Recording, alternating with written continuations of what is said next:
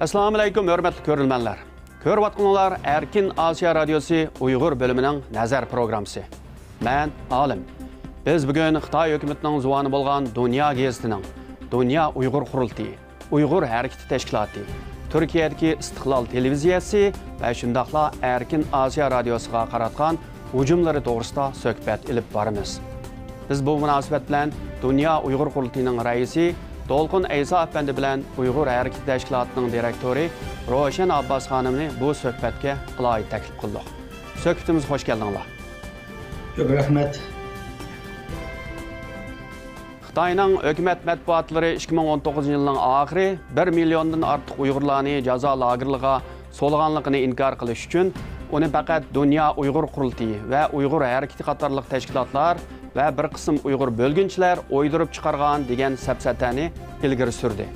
Xitayning Dünya Geziti və Xitayning Dünyavi televiziya tori keyni-keyindən maqala elan qılıb və ziyarətlərini elib berib, özünün meydanının toğruluğunu isbatlaşqa uringan boldu. Xitayning bu mətbuatları hətta 2-3 ildən beri uruq tuqqanlarını tapamagan Uyğurlarning elib barğan hərəkətlərini yalğanğa çıxırış üçün ularning uruq tuqqanlarını ziyarət qılğan boldu. Bunda bolsa mən birinci sualım Dolqun Eysa Efendi'dən başlay. Dolqun Efendi, sizningçe Xitay hökumətinin dövlət mətbuatı bolğan Dünya Geziti nima üçün o'tgan yilning oxiri sizning ham Dünya Uyğur Qurultayının ismini atab turib hücum qilib qarlaydi? Bu Xitay hökumətinin Dünya Uyğur Qurultayını mening şəxsimə bolğan tunji qitimliq bir hücumi və qaralaşı emas. Hər qitim Şərqi Türkistanda vətəndə bir hadisələr yüz bergan vaqtida, bir problemlər chiqqan vaqtida Xitay hökuməti xalqaraning besimiga duch kelgan vaqtimizda Xitay hökuməti bu vaqani, bu Şərqi Türkistonda chiqqan bu hadisələrning sababkorligini o'zining Şərqi Türkistonda Uyğur xalqiga olib borgan besim bastırış siyosatidan ko'may, buni davomli boshqa bir tarafga, boshqa bir javobgar izlash orqali bundan qutulishga yo'l izlab keldi. 2009 yılı misal qilsak, 2009 yılımı Ürümçidə yaşlarımızdan tinchlik bilan bo'lgan hareketini, namoyish hareketini Xitoy hukumati qallab bostirgandan keyin bu nurg'ulg'an xalqaro matbuotlarning, nurg'ulg'an davlatlarning Xitoy hukumatidan besim qilishini shakllantirdi. Bu munosabat bilan shu vaqtimizda Xitoy hukumati bu mas'uliyatdan o'zini qochirish uchun Dünya Uyğur Qurultayının rəhbərlərinə qarata keng ko'lamli bir mas'uliyatni atib bir hücum başlagan. Aralıqda bunda hadiseler bir qancha qadam yüz berdi. Endi bu 1 milyondan 3 milyongacha Uyğur, Qazaq xalqi 3 yıldan buyon jazo lagerida azob chekyapti. Dastlab bosqichlarda bu xalqaraning pek diqqatini tortmagan, ammo keyingi yillarda bu masala dunyoning diqqat e'tiborini tortgan Birleşken Devletler Teşkilatı, Amerika Kongresi, Avrupa İttifaqı ve xalqaro matbuotlarning kuchli diqqatini tortib Xitoyni ayiblash dunyoning har tarafida keyin yuz berayotgandan keyin Xitoy bu mas'uliyatni bu qatim özünün Şərq Türkistan'da yapılan etnik qırğınçılığını din kömək və bunu pərdajlaş düşünüş üçün yalnız bunu Dünya Qurultayıdan və bugün mən onun reisligini qılayotgan Dünya Qurultayı və mənim şəxsimə atış arqılıq besimdən ötüldüyünü qutquzuşqa urinayotgan bir hərəkət. Şunu deganimdə bu tunji bir qatımlıq hərəkət emas, tunji qatımlıq bir qarlaşma emas və axır qatımı bo'lmaydi deb o'ylayman. Şunu bu məsələyə biz şəxsən mən bək heyran qalmadım. Roşan Abbas xanım, bu Xitayning Dünyavi Gezitida yana sizning ismingizni va siz yaqinda qurgan yana Uyğur Hərəkəti Təşkilatının namını atab turib, sizlarni yağan uçurtda qatdi deb sizlarni qarladı. Sizningcha bu nima uchun? Hər qitim biz bir ta'sir doirasi keng bo'lgan, ya'ni xalqarada Xitoyningki hozirgi qilayotgan o'sha etnik qirg'inchilik, insoniyatga qarshi jinoyatlarni oshkorlaydigan bir cho'ngroq harakat qilgan vaqtimizda her türlük tordaki maymun çomakçılarını işqi selip bizge şahsen mening özemge hücum qilib kelgandi. Her türlük maqala yazılgan türlük tillada. Bunun men pisand qilmay kelgan. Endi bu birinchi qitim Xitoyning rasmiy bir Xitoyning zuvani bo'lgan Xitoy hukumatiga vakillik qiladigan bir matbuot sohasining Mana ve bizning tashkilotımızga hücum qilishi buni aytib kulkilik bir ish endi. Bo'libmi buningdagi bizni aybligan yolg'onchilik qildi, boshqalarning rasmlarini ko'tarib chiqib fitna ig'vo taqatdi deb turib bizning tashkilotimizga her türlük bölgünçe o bu degende qalpaq kiygizçi. Demek Xitay hazır aşkar bulup bütün qilmishlari xalqarada hammadan biladigan bir yer kelgan vaqtida kunni etak bilan to'sishga tirishyapti. Shuning uchun faoliyat qilayotgan faoliyatchilarimizga ve teşkilatlarımızga hücum kılıvatıdı. Endi misalga, men özümni misalga alsam, mening hadamdan 16 aydan beri hech qanday xabar yo'q. Men hadamning rasmini ko'tarib yurib har yerda hadamni mening hadam qani degan bu savolim bilan bütün 3 milyondan ortiq bo'lgan lagerlarda yetayotgan qarindoshlarimizninki davosini anlatyapti men. Mushu qitim Xitoy bizga hücum qilishdan bir hafta burunla Amerika Avam Palatası ve Kengash Palatası'nın 48 nefer senator ve kongresmenler Amerika'nın 3 ministeriga xat e'lon qilib 48 kişi imza atgan bir xatni Amerika'nın Tashqi ishlar ministeri Pompeo, ticaret ministeri ve savdo ministerleri bo'lgan Mnuchin efendim ve Wilbur Ross efendimlarga xat yozib avatgan. Bu xatda shaxsan bizning ismimizni ve mening hadam Gulshan Abbas ve Qaysar Quyumlarni darhol qo'yib berish kerak degandek shu ismimizni atagandi. Shuningga endi bu Xitoyning qig'ini bir javoban bir narsadek his qildim endi vaqt nimasiga qarab. Bizning tashkilotimizga qarasak, Uyg'ur harakati tashkilotininki bosh sekretari Kamal Turkning dadisi Yalqin Ro'zidan hech qanday uchur yo'q. Ana lekin bizning yana bir direktorimiz bo'lgan Javhar Ilhamning dadisi Ilham To'xti qancha yillardan beri turmada yetyapti. Uningki ahvolidan hech qanday uchur yo'q. Shuning uchun mayli bizning tashkilotimiz bo'lsin, mayli tashkilotimizning ichidagi aktiv faoliyat qilayotganlar bo'lsin, biz haqiqiy o'zimizning urug' tuqqanlarimizni o'tirg'a chiqib, ularningki ahvolini surishtiryapmiz va vatandagi bo'lgan zulmlarni butun dunyoga anlatyapmiz. Demak, endi hozir Xitoy hukumatining bevosita bizga hujumga o'tishi xuddi Dunyo Uyg'ur qurultiyining va Dolqin Isoning yillardan beri qilayotgan xalqarodagi davosining nihoyatda unumli bo'layotganiga o'xshash, bizning qilayotgan ishlarimizning unumli bo'layotganligini ko'rsatdi. Dolqin Iso efendi albatta muhacirat Uyg'urlarning tashkilotlari nihoyatda ko'p. O'xshash bo'lgan shaklda harakat ilib boryapti nurg'un tashkilotlar degandek. Nima uchun bu Xitoy hukumati endi o'zining tish tirnog'ini asosan Dunyo Uyg'ur qurultiyiga qaratadi, ham boshqa tashkilotlarga deganda qaratmaydi.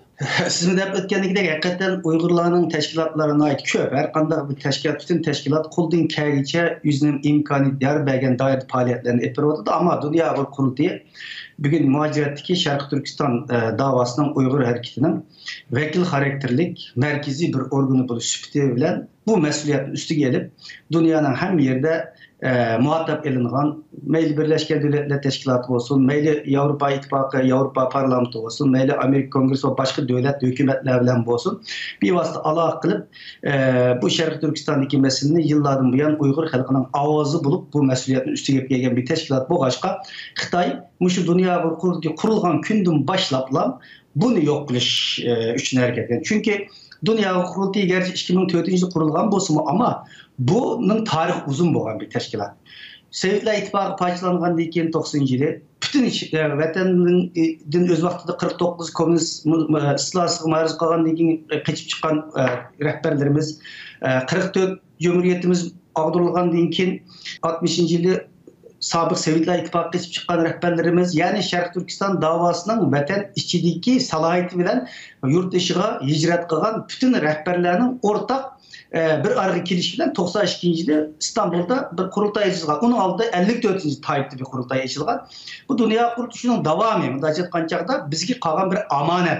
Şununla Xitoy hukumati Dunyo qurultayının bu asasını yaxshi bildi. Dunyo qurultayı onun için bugün dünyada şu vatanning chiqqan rahbarlarimizning fikirleri bilan shularning qo'shilishi bilan qurilib chiqqan asas shu yerga boradigan bir tashkilot bo'lganligi uchun bu dunyoda e'tirof qilinishga erishgan ve xalqimizning tarafidan birdan bir salohiyatli organda bilingan bir bo'lg'achqa Xitoy hukumati bundan ansiraydigan gap. Ansirab shunga butun dunyoning hamma yerda Dunyo qurultayining faoliyatlarini to'sish uchun Onun aldını eliş için bunda çıkan jagda kısıksı Uygur'un avazını boğuş için muş dünya kurultayını yok kısak bunun rehberlerine biz her xil şekildeki terörist, bölgünçü, vayak, undakçı degan usullar bilen bunun yolunu tossak Uygur'un avazı dünyada bu şekilde anılmaydı degan bir ham xiyal bilen şunun Xitoy hükümeti asasiyatın bütün gücünü muş dünya kurultayga muşun rehberlerinin yok buluş kılışıp kivatıdı. Yani dünya kurultayının küçüğü yukarıda ötkende halkımızın ağan ve halkımızın ağan küçüğü bilen bütün dünyada Şarkı Türkistan davasını temsil kıldıgan bir salayetlik organ boğallığı için şu biz bilen hep bir şey oturdu da oylayman. Roşan Hanım, bu siz bu teşkilatını kurup hazır kesbi şekilde bu faaliyetini ilip bağandan beri bulup mu sizden adınızını hem de izleyereksiz yok algandan beri siz adınız hem kalan Uygurlarının avazını çıkarıvatsınız. Hem Xitayning dünya geziti hem de sizni başkalarının resimleri hem uçurlarını oğurlap okşaş bolmagan matbuatlarga ta'minlayapatidi dep ayıpladı sizni. Ama Xitoy hükümeti nima uchun sizning adingizni qo'yib berish orqali yoki mana Ro'shan Abbosning degan gapi yag'an, mana hadisi sog'-salomat deb chiqamaydi. Şu men bununla hayran çünkü bir qancha kishilarni qo'yib berdik deb urug'tuqqanlar deb ularga video ishlab rasmlarini chiqaribdi. Biroq bular menga hujum qilgan vaqtida mening hadamning rasmini chiqargani yoki mening hadamni qo'yib bergani yo'q. Mening hadamning 2 qizi bor, 3 nevrisi bor Amerikada. O qizlarninki erlari bo'lib, hadamning kuyovg'illari, 3 qarindoshi, bizning oilamiz bo'lib 20 necha Amerikada urug' tuqqanlari bor. O'zining bevosita tuqqanlarining hammasi Amerikada. 2 qizi mana hozirgacha hadamdan hech qanday puchur alalayotgani yo'q. Meningki oilamni aytganda, mening qaynotam, qaynonamningmi hozirgacha 2,5 yil bo'ladi dedi, hech qanday puchuri yo'q. Mening yo'ldoshimningki singillari, ularning erlari, inisi, uning ayoli, balları bo'lib 24 odamdan hech qanday puchur yo'q. Ammo shunday sharoitda, masalan, misolga olsak, shu vaqtida menga hujum qilgan vaqtida va bizning tashkilotimizga hujum qilgan vaqtida Bahram Sintaj tunishtirgan Still No Info degan hozirgacha hech qanday puchur yo'q degan hashtag ni ijod qilgan kishi Bahram Sintajning 70 yoshdan oshgan dadisidan hech qanday puchur yo'q. Endi bularga qaraganda biz Xitoy hukumatining naqadar yolg'onchiligini, razilligini bilamiz. Ammo yolg'onchilik deganning cheki logikasi bir yergacha bo'lishi kerak. Shaxsan menga bunday hujum qilishining sababini men yaqinqi 2-3 bo'layotgan ishlardan ko'rdim. Chunki men uning oldida 2 hafta Avstraliyaga berib, Avstraliyada men 4 shaharda ziyoratda bo'lgan. Buningki unumi Uyg'ur davosiga ta'siri nihoyat yaxshi bo'ldi. Chunki u yerda parlament a'zolari bilan, senatorlar bilan ko'rishdik. Matbuotlarda umumyuzlik nurg'un xabarlar chiqdi.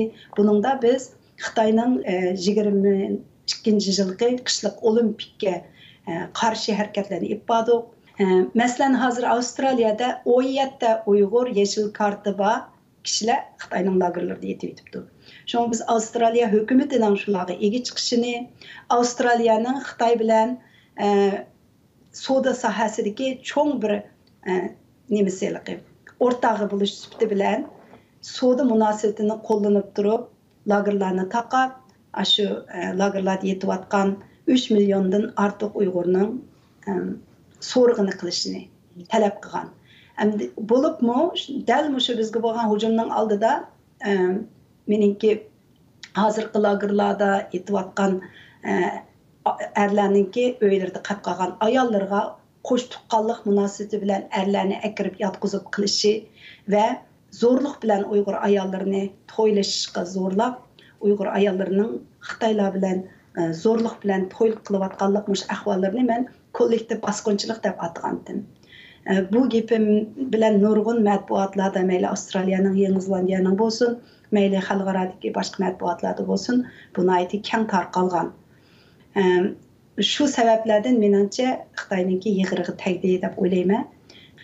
Shunga endi bakma hayron qolmadim, biroq bizga bundaq yolg'ondan tuhmat atib, bizga tuhmat qilib hujum qilganligi yanada o'ziningki qanchalik bechora holga tushib qolganligini ko'rsatdi. Dolg'unay Sohib, endi bu Sizningcha bu Xitoy hukumati hamda sizlarga hujum qilib qaralishga sabab sizlar yolg'on ma'lumot tarqatganinglar uchunmi yoki haqiqatni o'tirib qo'yganinglar uchunmi? Ya biz qilayotgan ma'lumotlarning hammasi asoslarga tayangan, faktlarga tayangan. Bizning hozirgi Xitoy hukumati mayli global bu qatim yer shari vaqt gezitida bo'lsin va yoki uning oldidagi xabarlarda bo'lsin, hech qachon dunyo qurultiyi manda bir yolg'on, manda xabarni, manda taqdirda bir faktni o'tirib qo'yganligini yo'q. Biz dunyo qurultiyi bugun xalqaro mushunda bir salohiyat ega bo'lgan bo'lsak, o'tirib qo'ygan ma'lumotlarimizda faktlarga asoslanganligimiz uchun. Uningda hech qanday bir ya qiyosga va yoki bo'lmasa tafakkurga yoki fantaziyaga va bo'lmasa yolg'on bir ma'lumot berganligimiz dek bir narsa mavjud emas. Bo'lgan bo'lsa Xitoy buchoqcha u narsalarni bozorga selib bizni sazoy qilgan bo'ladi. Shuningga mayli Xitoy hukumatining hozirgacha e'lon qilgan butun hujjatlarda unda bir narsani mandat deyilgan, amaliyotda mandat deb bir narsani ko'rsatilgan yo'q. Faqat bizni bo'lgunchilik bilan men şahsen terrorizm bilen ayıplaş arkalık aldığımızın tosuşka yani dünya bugün nenetliğinden yaman gördüğün atalı olan işiltiş arkalık ama onun işiltidi onun mu paket depriyalliğin yok. Mesela yine Xitay hükümeti 97. Interpol'a belgene 21 yıldan geçe Xitay hükümeti bunu da vazgeçmedi ama biz mi cimtumuduk özümüzün yani dünyada bir çokum bir adalet var, hakkaniyet var. Her qancha Xitoy kuchli bo'lib, dunyodagi cho'ng bir iqtisodiy kuch bo'lib, davlatlarni setib olgan, xalqaro tashkilotlarni setib olgan taqdirimizda yanada dunyoda bir adolat bor degan narsalar harakatga o'tdik. Bundan to'xtab qolmadik. Ammo oxirida 21 yildan keyin Xitoyning dastlabda haqiqatan qiyinchiliklar duch keldi. Dunyo qurultiyi, dunyo bugünkidek bir salohiyatga to'nilmagan vaqtlarning o'zida terörist bir teşkilat degandan keyin dunyo to'xtab turib bu qanday degan gapdi. Deb butun millat, butun insoniyat terror degan bu gapning o'zidan zaten sürkünüşlik bir gap. Bo'lgan vaqtimizda nurg'ulg'an yo'llarimiz itildi. Gumon bilan qaraldi, nurg'ulg'an yerlarda tekshirishlar etdi, so'roqlar bo'ldi. Demak, haqiqatan Xitoy dastlab qadamda bizning bir qism yo'llarimizni to'sishga muvaffaq bo'ldi. Ammo biz buning bilan to'xtab qolmadik. Chunki bizning mas'uliyatimiz, vazifamiz xalqimizdan haqliq bir davoyimizni anglitish bo'lganligi uchun biz har zaman faktlarga asoslangan asosda o'zimizning yo'lda mangayverdik. Shuning bilan Xitoy bu jihatdan mag'lub bo'ldi. Masalan 2018 yilning Interpol 21 yil tutish buyrug'i chiqarilgan narsa to'xtatildi. Dunyo qurultiyini terrorist tashkilot dedi. Ama 2019 yil 6 oyda Amerika Kongressida dunyoning siyosiy merkezida Amerika'nın devlet erbaplarının qo'lidan Dünya Qurultiyiga demokratiya mukofotini topshirib berdi. Shuni olgan bo'ldi. Demak, bularning hammasi Xitoyning yillardan buyon Dünya Qurultiyi haqida, uning rahbarlari haqida berayotgan bu qaralashlarga nisbatan berilgan yaxshi bir javobdi, ammo demak Xitoy hech bir qachon o'zining bu mag'lubiyatini tan olmaydigan gapkan, ya'ni davomli shaklda bu hujumlarni to'xtatmaydi ekan, bundan keyin to'xtatmaydi. Yalnız bu Xitoyning xalqaro adlama emas, bu bizga bo'layotgan hujumlar abiyatini Ruşen Hanım deb etdi. Sosyal medyalarda her xil o'zininki ishlarini ishga solish orqali nurg'ulg'an hujumlar. Bir tarafdan xalqaro diplomatik kuchini, iqtisodiy kuchini esa to'sish urinib, yana bir tarafdan shu sosyal medyalardan payını bizlarga o'tgan yillardan buyon bo'lgan haqoratlar, hujumlar az emas endi. Uni misol soldi. Ammo bu bir kakilerliğin yok. Dastlab qadamda qisqa muddat ba'zi insonlarimizning kalısını qaymoqtirishga rol o'ynay olgan bo'lsa-mu, ammo bizning vazifamiz insonlarga va yoki bo'lmasa javob berish emas, xalqimizga javob berish bo'lganligi uchun Sharq Turkistondagi 20 milliondan ortiq xalqimizning mas'uliyatini ustimizga olgan bo'lganligimiz uchun oldimizga qarab ishimizni qilaverdik. Demak, u narsalarni bir putarab turolmaydi. Ammo oldimizgi kunlarda Xitoy yana biz o'ylamagan va yoki har xil shakldagi yana suiqasdlarni qilishi mumkin, o'yinlarni o'ynashi mumkin. Ya'ni jim turmaydi Xitoy. Chunki bir davlat qo'lida har xil imkoniyatlar va kuch bor. Ammo biz bu ishga xalqimizning manfaati uchun chiqqan ekanmiz. Shuni Xitoyning har qanday hujumlariga nisbatan tik turishimiz kerak va shunda deb mangamiz. Ro'shan xonim, hamda Xitoy hukumati albatta udilgan bir odamning ismi yoki bir tashkilotni atab turib qarlamaydi.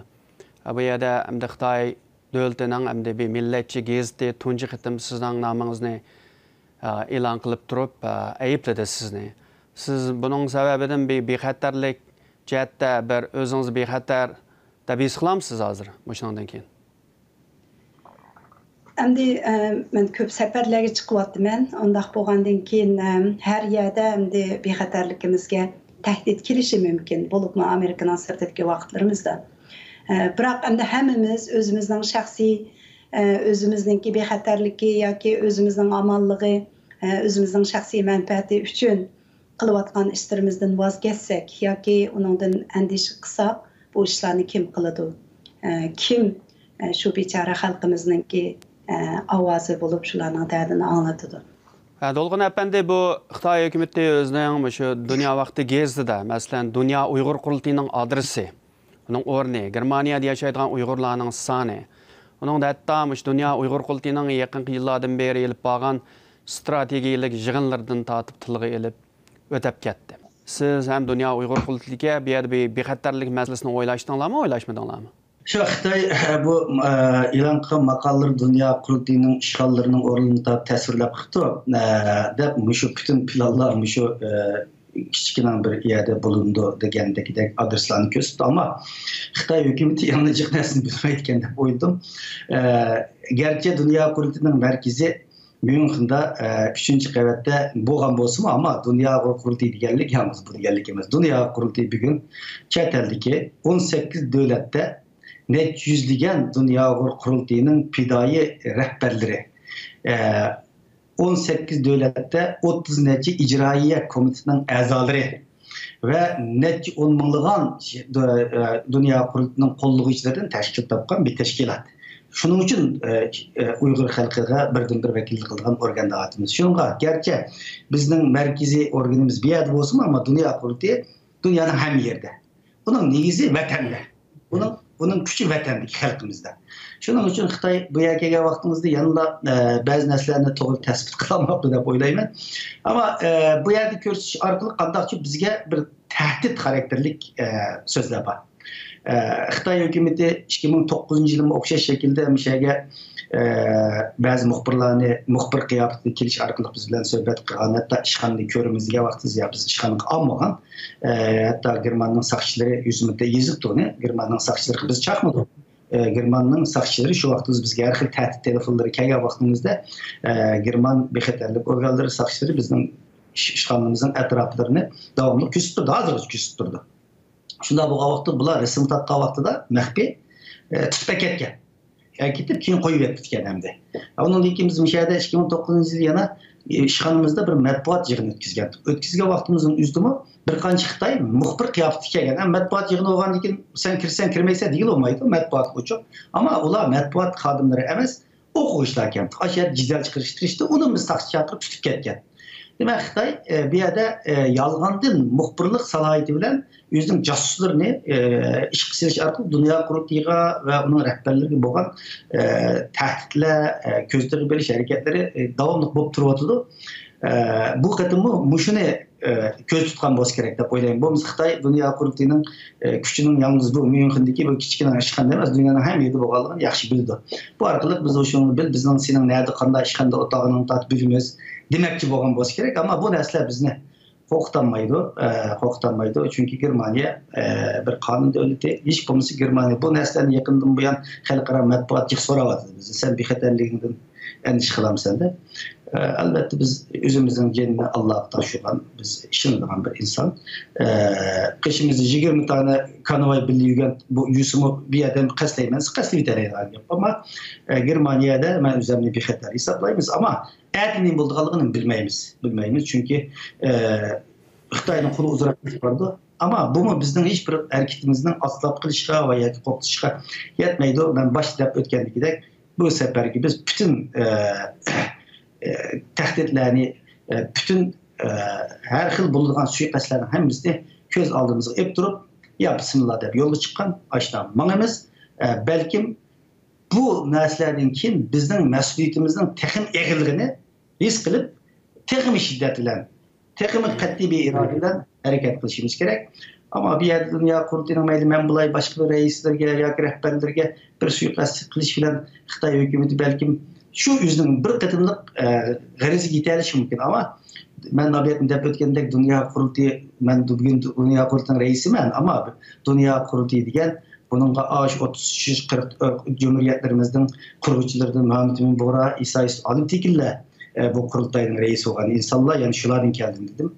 İsa Alim Tekil'le olsunuz, Ahmet İgenbedi bu kurultayın reisi olan, Envercan bu kurultayın reisi olan, Erkin Alptekin bu kurultayın reisi olan, Rabia Kadir bu kurultayın reisi olan, bugün biz demek üzlük kalmaydı. Bir iki kişinin yok buluşuyla bu dava yok etmeydi mühimi. Şu ideya, irade bilen men işimiz kaldık. Rojan Abbas Hanım, bu sizmi ilgari jurnalist bo'lib xizmat qilgan, ammo bu qitim Xitoy hukumatining o'sha dunyo vaqti gezdida Turkiyadagi Istiqlol televizor stansiyasi ham bizning Erkin Osiyoda ba'zi, masalan, Adrian Zens o'xshash mutaxassislarni ziyorat qilganligimiz uchun alayda tilga ilib, bularmi bir bo'lginchi tashkilot degandek, guruhlar degandek ayblashlarni ilib bordi. Xitoy hukumati nima uchun hamda Uyg'urlarning muhacirat, chet ellikka hamda Uyg'ur vakillik qiladigan matbuotlarga hujum qildi deb qaraysiz? Har qanday bir diktator tuzumidagi bir diktator hukumat amaliyotdan, reallikdan, haqiqatdan qo'rqidi. Mayli Erkin Osiyo radiosi bo'lsin, mayli Istiqlol xabar agentligi bo'lsin, mayli Adrian Zans bo'lsin, mayli Dunyo Uyg'ur qurultiyi bo'lsin, mayli Uyg'ur harakati tashkiloti bo'lsin, mushu qitim Xitoy hujum qilgan matbuot yoki akademiklar yoki siyosiy faoliyatchilar va tashkilotlarning hammasi amaliyotni so'zlayotgan, reallikni o'tirg'a qo'yib, Xitoyninki hozirgi abdi bashirsini ichib berayotgan organlar. Endi o'zini bir Xitoyning xalqarodagi matbuot organi deb atib olgan bu Global Times, bu Xitoyninki zuvani bo'lgan bu organ faqatla amaliyotga, reallikqa hech qanday kichikgina bir hurmat ko'rsatmaslik u yoqda tursin, bir jurnalizmning bir qonuniy prinsiplariga kichkina hurmat qilmagan holda o'zlarini oshkor qildi. Buningda men hayron qolmadim, chunki bu butun diktator hukumatlarininki bir asosli bir uslubi, ham Xitoy hukumati butun xalqaro necha yildan beri buni qilib kelyotdi. Dolqun Isa efendi, oxirgi savol. Bu Xitoy hukumatining hamda Xitoy matbuotda hamda to'xtamasdan Uyg'urlarning ko'ringan tashkilotlari, ko'ringan faoliyatchilari ham Uyg'urlarning hamda matbuotlarga hujum qilishni hamda albatta uzundan beri davomlashtiryotdi. Ammo shuning bilan birga aytib, afsus albatta bir qism Uyg'urlar va yoki o'zi Uyg'ur deb atib olgan balkim Xitoylar yoki Xitoyning odamlari bo'lishi mumkin, masalan, ijtimoiy to'r badladi. Ularmi ba'zida to'xtamasdan shu Dunyo Uyg'ur qurultiyi bo'lsin va boshqa Uyg'ur tashkilotlari va Uyg'ur uchun jon dil bilan xizmat qilayotgan Uyg'ur faoliyatchilar bo'lsin va Uyg'urlarning matbuotlari bo'lsin, bular to'g'risida davomli to'xtamasdan fitna, ig'vo degandek yolg'on ma'lumotlarni taqib mangmoqda. Siz hamda bu Uyg'urlarga deydigan qanday bir tavsiyalaringiz bor? Menimcha ularni bek Uyg'ur deb ketgil bo'lmaydi. Agar Uyg'urcha gap qilganlar, do'ppi kiyganlar Uyg'ur deydigan bo'lsa, bugun Sho'rat Zokirmi ba'zida do'ppi kiyib qoladi. Nurbakirmi do'ppi kiygan, umi Uyg'urcha gap qiladi. Shuning uchun bu yerda Uyg'ur degan nima, oldi bilan Uyg'urcha so'zlaganlar Uyg'ur desak bo'lmaydi. Bu yerda Uyg'urning manfaatiga, haqiqatga, Uyg'urning ro'yiga vakillik qiladigan, shuning ro'yini yoshtalgan insonlarni Uyg'ur deyish kerak deb o'ylayman. Shuning to'rbatlarda Uyg'urcha gapiladigan nurg'unlagan kommunist Xitoyning ishlari ko'p. Xitoy hukumati bir davlat bo'lish bilan bunchilik ishni olib boramiz bo'lmaydi. Chunki nurg'un pul sarf qilyotdi. Nurg'unlagan kuch sarf qilyotdi. Ba'zida uch qashqari holda tahdid bilan ba'zi insonlarni setib olib, urug' tuqqanlarini qo'yib beramiz. Sen Dunyo qurultiyisan, Erkin Osiyo radiosini tilasan, Uyg'ur erkini tilasan, ya Ahmetni tilasan, Dolqunni tilasan, Olimni tilasan, sening vazifang shu. Biz urug' tuqqanini akarini qo'yib beramiz deyish orqali, go'ro'ga kelish orqali buni qilayotganlar. Bu vaqtda bizga yuzni ma'lum qilgan, mushta bulardi aka deb bir yıl, bir yarim yılın aldıda müştaq bir hareket bakşet deb şundaq telefonlarını elip Xitoy bilan shunda so'zlashayotgan insonlar bizga ma'lumot qilgan avvallar bor. Demak, Xitoy hukumati ba'zilarini pul bilan sotib bordi.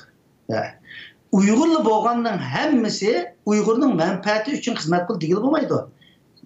Yetti avlodigacha, urug' avlodlarigacha Xitoyning o'xshamagan sistemlarda Xitoy hokimiyati uchun jon jahli bilan xizmat qilgan Uyg'urlar bor. Nayt osonlik bo'lsinmi? Bor bunday insonlar. Bugun Sho'rat Zokir shunday insonlar. Urug' avlodini tatib Xitoy xizmat qilgan bir insonlar. Ulardan boshqa narsani kutish mumkin emas. Unda Xitoyning sirt qo'yayotgan bu shakldagi Uyg'urcha gap qiladigan, ammo ro'yi dunyosi Xitoylashib ketgan Uyg'urlar az emas. Shuningga bu yerda Dunyo Uyg'ur qurultiyiga bo'lsin, boshqa Uyg'ur tashkilotlari bo'lsin, Erkin Osiyo radio stansiyasi bo'lsin, bugun Erkin Osiyo radio stansiyasi tarafsizligi bilan dunyoda nurg'unlagan mukofotlarni olgan jurnalizm qoidalari bo'yicha shuhrat qozongan, e'tibor qozongan bir organ. Xitoy buning uchun uni tillaydi. Turkiyada Istiqlol televiziyonisi bo'lsa, Turkiyada 40-50 ming Uyg'ur yashaydi. Nurg'unlagan guvohliklarni o'tirg'a chiqdi. Nurg'unlagan insonlarni apirib, realliklarni ichib tashladi. Uning uchun Xitoy uni qarshi turaydi. Uyg'ur harakati yangi qurilgan bir tashkilot bo'lsin, ammo bugun dunyoning nurg'unlagan davlatlariga berib, Amerikan elchixonalari bilan hamkorlashib, nurg'unlagan bu Sharqiy Turkistonda bo'layotgan hodisalar to'g'riliq dokladlarni berdi. Demak, Xitoy buni bir xil shaklda ham obiyatni deb o'tgandek iqtisodiy diplomatiya kuchini ishga solib hujum qilsa, yana bir tarafdan pul orqali va yoki go'raga olgan orqali sotilma insonlarni yollash orqali albatta biz hujum qildi. Bu normal bir hodisa deb o'ylayman. Bundan biz bak hayronlik qilib, bak umidsizlik ketmaymiz, chunki obiyat degandek bularning vazifasi shu. Har xil manfaatlar badaliga shuni qilishdan boshqa çaresi yok bazılarının hatta şunun bu xalqimizni faqat xalqimiz deydirimiz.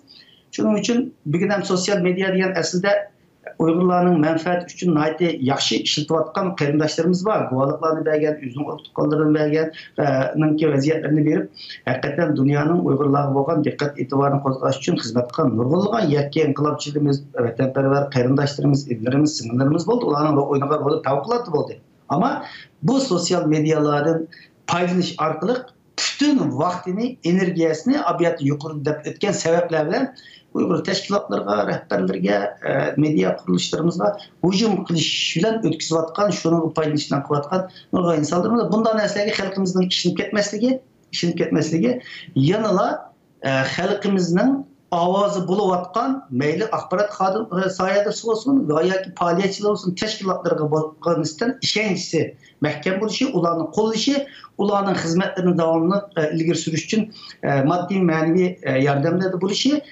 bu tashkilotlarga, shaxslarga, qurilishlarga nisbatan hujum qilganlarga nisbatan boshqa ish qilinmasa, uning edini beradigan shaklda javobini berishi va bularni bu tashkilotlarning qurilishlarni qo'g'dash yalnız biz Dünya Uyg'ur qurultiyining va tashkilotlarning ya media qurilishning vazifasi emas, butun xalqimizning vazifasi bo'lishi kerak. Shuning butun Uyg'ur xalqidan men bu orqali Uyg'ur xalqining ovozi bo'lishga tirishayotgan shaxslarning, tashkilotlarni, qurumlarni, qurilishlarni qo'llashi va uni mudofaa qilish kerak. Va buni har bir Uyg'ur vatanparvar Uyg'ur deylik, ya'ni har bir vatanparvar Uyg'ur o'zining majburiyati deb bilish kerak deb o'ylayman.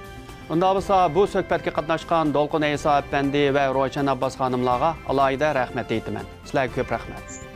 Sizga rahmat. Hurmatli ko'ruvchilar, bu programmamiz diqqat berganinglarga ko'p rahmat. Kelar qitim ko'rishgacha xushvaqt bo'linglar.